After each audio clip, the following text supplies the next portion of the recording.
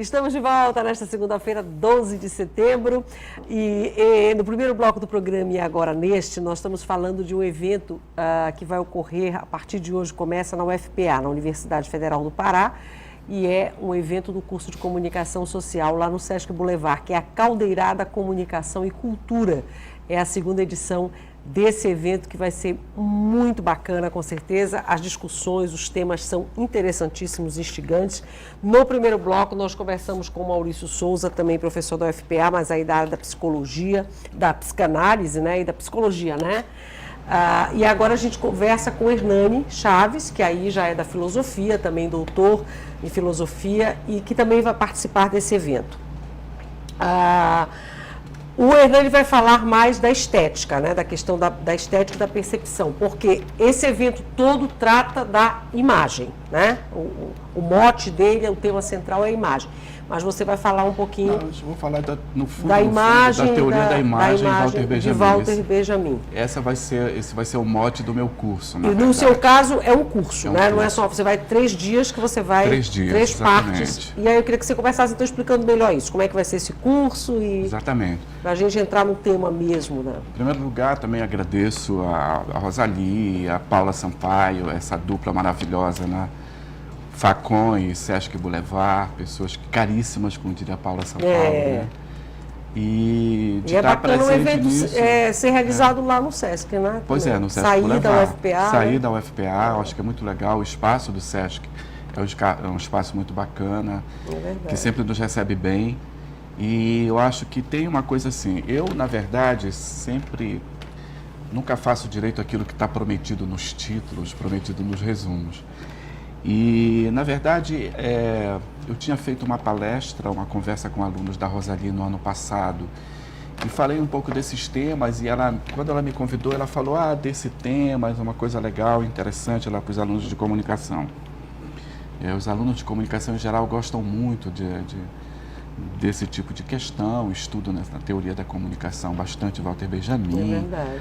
Então, na verdade, eu vou partir um pouco da teoria da imagem Benjamin, para falar dessa passagem de uma estética do belo, de uma estética da beleza, para uma estética da percepção.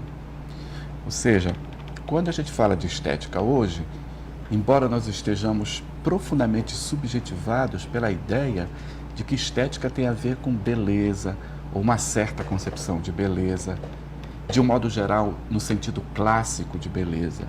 Né? É verdade. Proporção, medida, ordem, não é? Tanto quando a gente diz que a pessoa tem bom gosto, né? Porque ela está toda a pessoa combinando, esteta, né? Ou então tem essa noção, está combinando. É como se a pessoa fosse o Parthenon, né? Esse templo grego, todo certinho, todo organizado. Né?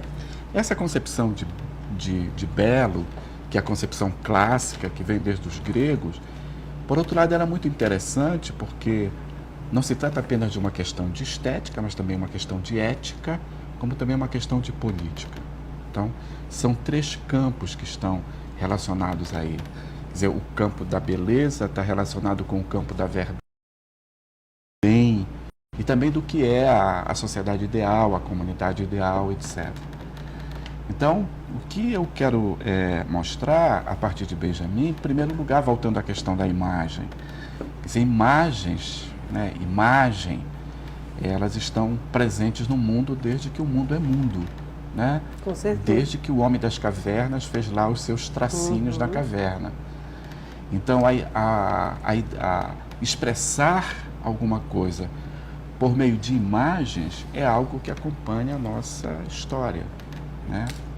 A grande questão é saber qual é o estatuto da imagem, né, que pode ser interessante para nós pensarmos o que acontece hoje. Né? Então, o valor que se dá a essa imagem ao longo do tempo. Exatamente. Né? Então, o que é que ela passa, qual é o lugar que ela tem, qual é o valor que as imagens têm, qual é o significado que elas podem ter. E uma coisa importante, por isso eu vou usar o Benjamin, é porque justamente o Benjamin vai fazer uma crítica muito interessante a partir da estética clássica, a partir do privilégio que nós damos ao olhar. Né? Nesse sentido, o meu curso seria os arrebatamentos do não olhar, ou os arrebatamentos de um outro modo de olhar, porque o olhar, o olho, ele acaba tendo um significado histórico que é, digamos assim, o sentido mais importante. A palavra teoria, que é uma palavra grega, ela significa ver, ela significa olhar, olhar com os olhos da mente, olhar com os olhos da razão.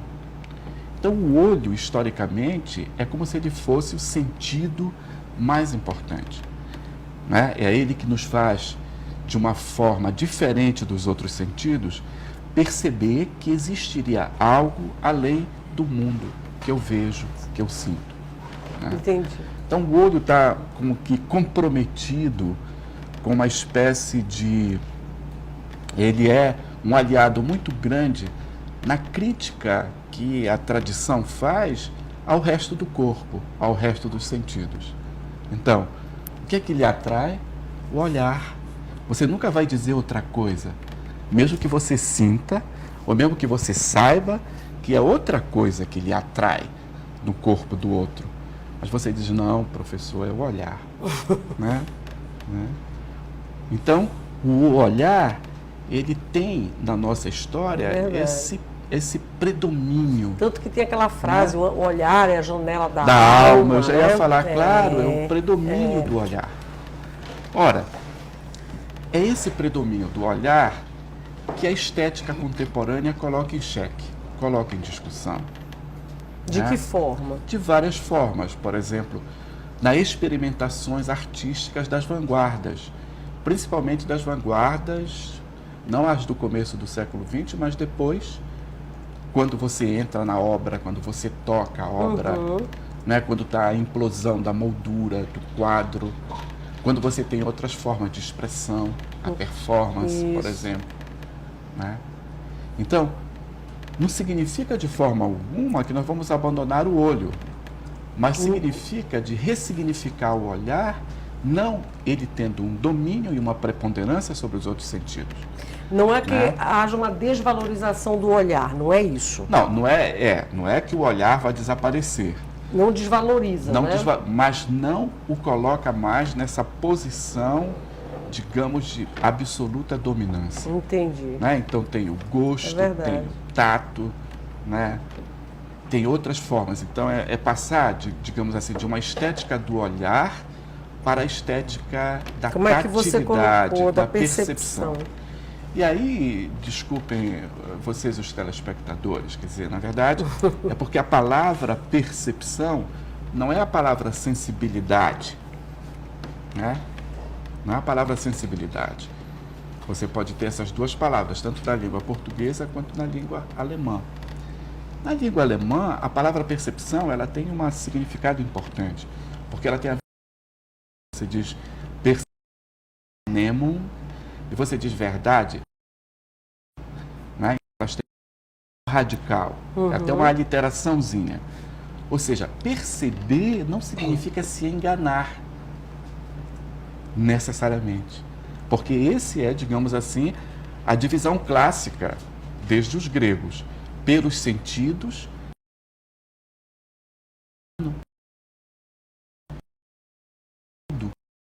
Né? Buscar a verdade significaria o nível da percepção para o outro nível, o nível da razão, o nível do logos, o nível do olhar. Né? Bom, é justamente isso que vai estar em questão nos 3 dias que eu vou falar lá no Sesc Boulevard. Como você pode pensar a partir de como Benjamin tematiza a questão da imagem, também para retirar a imagem desse lugar negativo, como já Freud já tinha tirado, como Maurício colocou muito bem. É como se a imagem fosse o oposto de uma verdade, de uma essência. Isso é muito comum a gente fazer isso hoje em dia, quando se critica, parece que em nome de uma coisa muito interessante, o papel das redes sociais, porque no Facebook eu estou me apresentando falso, maquiado, isso é muito falado, aparente. Né? Como, na verdade, quando você diz isso, você está querendo num processo muito de estranhamento do familiar, não é? Ou você está sempre supondo que existe o verdadeiro Hernani, aquele que é o verdadeiro, aquela pessoa que é autêntica e que as imagens que ela, por meio das quais ela se apresenta no Facebook não são verdadeiras e nós temos que criticar. É o caso, por exemplo, eu vejo às vezes no meu Facebook pessoas muito esclarecidas e muito estudadas citando como se fosse uma verdade absoluta trechos do Bauman, esse sociólogo interessante e importante que faz esse tipo de crítica. Nós vivemos num mundo onde se perderam os laços e agora nós só estamos nos comunicando pelo... Entende? De maneira então, líquida. Por imagens.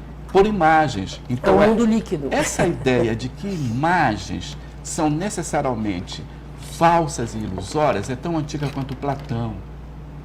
Entende? Então, é essa a questão.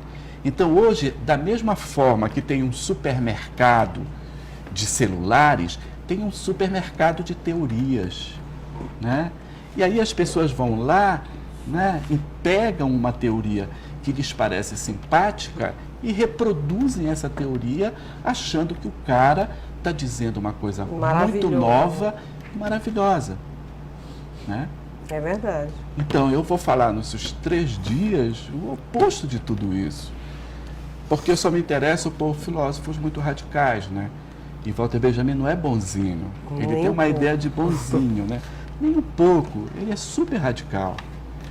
E uma das coisas que ajuda Benjamin a ser radical foi o modo como ele leu Freud. Foi o modo como ele leu a psicanálise. Então, a teoria da imagem Benjamin tem muito a ver também com a teoria da imagem que ele tira de Freud. Uma coisa aí, né? Maravilha. Já que tu mencionaste a psicanálise, eu queria até te perguntar uma coisa. Não sei se tu vais abordar isso no curso, mas como é interessante essa dialética do olhar aí, no sentido de que o olhar, ao mesmo tempo, ele aproxima o que está distante, mas ele também te afasta. Pegando ali, por exemplo, o Adorno e o Horkheimer lá do antissemitismo, o olhar distancia em relação ao olfato, por exemplo, porque para sentir o olfato, o objeto tem que estar muito mais próximo. E para o olhar, paladar, então, nem se fala. Né? Exatamente. Para o tato, então, nem se fala. Belo. Então, essa dialética do olhar, tu vais... Deixa só um instantinho aqui, Gisele, deixa só... Era só para te perguntar isso, né? Essa dialética do olhar que eu também vou falar um pouquinho, porque eu vou falar também para alunos de comunicação. E no curso de comunicação tem assim... Benjamin é um santo e o Adorno é o diabo. Exatamente. O conceito é isso de que o indústria cultural, essa coisa toda. Isso é outro equívoco enorme. É uma forma de colocar os teóricos que cria polarizações que nem o Adorno é um burguês elitista. Né? E Benjamin é um bonzinho maravilhoso. Não é nada disso. Entende? Então, é justamente isso. Eu vou falar muito também de como há uma relação importante. Tem diferenças, mas também vou mobilizar muito Adorno. Em vários momentos, justamente por isso, justamente porque eu sei um pouquinho que no curso de comunicação é assim. A forma de abordar determinados pensadores. Eu queria falar, te perguntar ou questionar, não sei como é que tu vais me responder, a questão do olhar do que é belo. A pessoa com deficiência, por exemplo, um cadeirante. O que é o belo? Hoje o belo é aquela pessoa que não possui nenhuma deficiência, é o padrão do belo, o padrão do normal, né?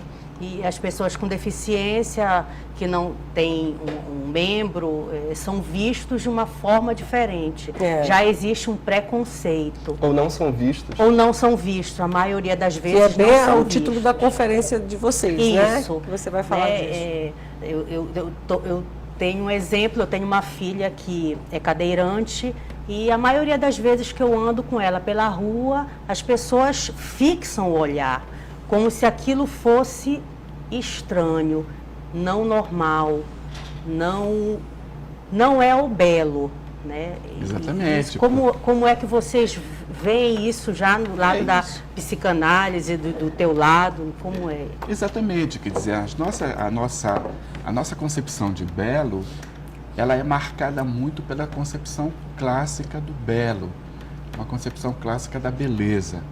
Ao mesmo tempo, você falou uma coisa que isso sim é muito típico da nossa época, que é a relação entre beleza e normalidade, né?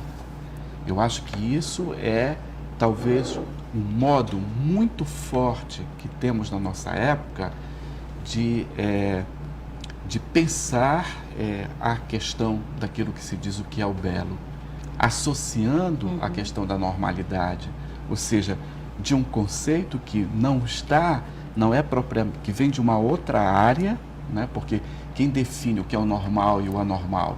Discurso médico, discurso psiquiátrico, discurso, né? Esses discursos, e vejam como, né? Esses discursos estão sempre associados à beleza. O cirurgião plástico, por um lado, por exemplo, mas, por outro lado, essas regras que vão distinguir. Mas também, por outro lado, fala-se muito em inclusão, né? Estamos vivendo na época da inclusão, que é outra inclusão, quer dizer, você vê que não há nós não somos preparados, na verdade, para essa ideia da inclusão, né? As escolas não são preparadas, ninguém está preparado, a cidade não é preparada. Mas essas ilusões, né, elas nos sustentam, né? Quer dizer, todas essas falas legais, todas essas falas bonitas, bem intencionadas, elas nos sustentam um certo ideal, entendeu? Que faz com que, em geral, a gente esqueça um pouquinho lá, né, do cotidiano difícil, da né, crueza, que é o trato, né, da crueldade. Cortez quer fazer mais uma pergunta. Sim. E a Iaco tem uma ali do telespectador para a gente encerrar. Diga lá. Rapidamente, a gente está falando sobre cidade, sobre ilusão, sobre excesso de imagens, sobre arte e estética contemporânea. Recentemente, um caso que assim, meio que mexeu as threads dos Facebooks. Recentemente, foi a história da pichação do Cow Parade, da vaquinha, que foi feita pelo artista Jocatos. E o picho em si deu um outro sentido, mas muita gente e muitos jornais apenas registraram o crime, o ato criminoso, infrator da pichação em si. Isso, mais do que falar desse ato em si, mas eu queria falar dessa redução do ato a um crime. E é um problema a gente higienizar a cidade de sentidos críticos quando a gente tenta negar também a potência que um ato desse acaba criando socialmente. Eu acho que é um problema, né? Porque eu acho que o artista é isso, né? Que está pronto a transgredir, né? É claro que isso talvez não seja uma regra geral, ou seja mais uma idealização que eu tenho do artista. Mas o ato do Jocatos já é sensacional. É sensacional. Foi uma menina que pichou a obra dele. É que ele disse tudo bem, adorou. É isso que você está falando. Eu estou falando disso. A posição do Jocatos é sensacional. Sim, não, isso é maravilhoso. Exatamente. Quer dizer, é uma intervenção, é uma coisa legal. Está na rua, o espaço é público. Exato. Eu não prestei, assim, eu moro perto de uma extrafarma, né? Então tinha uma vaquinha, né? Eu prestei atenção, mas eu gostei da vaquinha do aeroporto, super bonitinha com seu cocar de boi bumbá. Eu fiz a foto e coloquei no Facebook. Né? Então acho que tem eu acho que é isso que eu estou chamando esse é o contemporâneo na arte, quer dizer, a possibilidade. É claro que você tem aí uma questão que é importante, mas acho que a pichação ela foi legal. Nesse sentido é super bacana. Que é a palavra naufrágio, né? Que é para lembrar a história dos bois que naufragaram. Quase um ano agora em outubro, não é? O que a gente tem aí, Iaco? Diga lá. O José Bastos, ele coloca que a morte é tão importante e complexa para os brasileiros, enquanto para os orientais, em nenhum momento se torna algo difícil lidar com isso. E ele pergunta se é isso mesmo diante da compreensão dele. Nós falamos isso aqui no intervalo, mais ou menos, né, Hernani? Quando você falou da morte, lembra? Que exato, dessa concepção da morte que eu queria que vocês dois... significados históricos, né? E cada culturais, cultura, né? Mesmo no Ocidente você tem diferenças muito grandes em relação à morte. E você falou da sua infância também. Lá em Soura a gente corria debaixo do caixão, né? Era uma brincadeira, né? Você estava lá naquele espaço, que é um espaço de brincar. Por outro lado, depois de um certo tempo morando na Alemanha e levando cacetadas, no sentido de que você precisa se adaptar à cultura, eu aprendi que, diante da coisa mais banal, você não pode agir como brasileiro. Então, você ligava para um amigo meu. Então, o pai de um grande amigo meu alemão morreu. Aí eu já sabia que eu tinha que perguntar para um amigo meu o que é que eu tinha que fazer. Ele disse, não faça nada. Vá numa livraria, naquela época era assim, né? Vá numa livraria, compre um cartão de pêsames e mande para o seu amigo. Da próxima vez que você encontrar seu amigo, se ele não falar da morte do pai, você não fala. Tá aí. Pronto, um exemplo maravilhoso disso que o telespectador está falando. Completamente diferente a abordagem, a forma de tratar. Né? Exato. Eu acho que tem um complemento, o exemplo do Hernani é ótimo, mas um complemento muito interessante, eu fiquei pensando no que o telespectador falou, a questão é que representação você dá, a possibilidade de representar essa morte. Se ela não tem um espaço para ser representada, mais aterrorizante ela fica, mais angustiante ela fica, né? Então, eu acho que aí tem uma... Justamente isso que acabou ouvindo o comentário da Flávia Oliveira, que ela diz que depende muito da concepção do ser humano, que às vezes tende a ir mais por aquilo que lhe convém, do que realmente diante da situação que você está envolvida. É isso? O que convém, você acaba pensando as coisas dessa forma, percebendo as coisas dessa forma, como é que é essa questão? Eu acho que volta um pouco para aquilo que eu comentei, de que às vezes a psicanálise pode ser, ou parecer, ou soar um pouco desagradável para alguns, pegando o que o Hernani falou do Adorno parece soar desagradável para alguns, como Freud pode soar um tanto desagradável, porque o Freud insiste nessas questões, de falar do que não se quer falar, de conferir um espaço para coisas que a gente quer colocar para baixo do tapete, como a sexualidade, como a nossa constituição também violenta e como a própria ideia de morte, de finitude, de decrepitude. Né? Perfeito. Quer complementar só para a gente encerrar o bloco e Não, convidar todo mundo, convidar todas né? as pessoas Afinal lá, de porque contas, é legal a Facom convidar pessoas de outras áreas, né? Pra gente sempre foi um diálogo muito grande com a Facom. Eu acho isso muito bacana dentro de uma universidade cuja tendência é que você se feche no seu pequeno nicho, no pequeno espaço. Acho que nas humanidades a gente tem esse dever de fazer esses diálogos com as outras áreas. Então, gente, olha só, isso que nós falamos aqui mais ou menos em 1 hora, é só um pouquinho, né, do que você vai poder ver, ouvir. É um evento aberto, o Sesc Levar é aberto ao público, né? Não paga nada, é gratuito. Esses professores todos maravilhosos e mais outro, o professor Fábio Castro vai estar lá também, a professora Kátia, né? Vai estar lá conversando também. E esse evento começa hoje, né? Que é a Caldeirada Comunicação e Cultura, como nós já dissemos aqui, promovida, realizada pela Faculdade de Comunicação da Universidade Federal do Pará.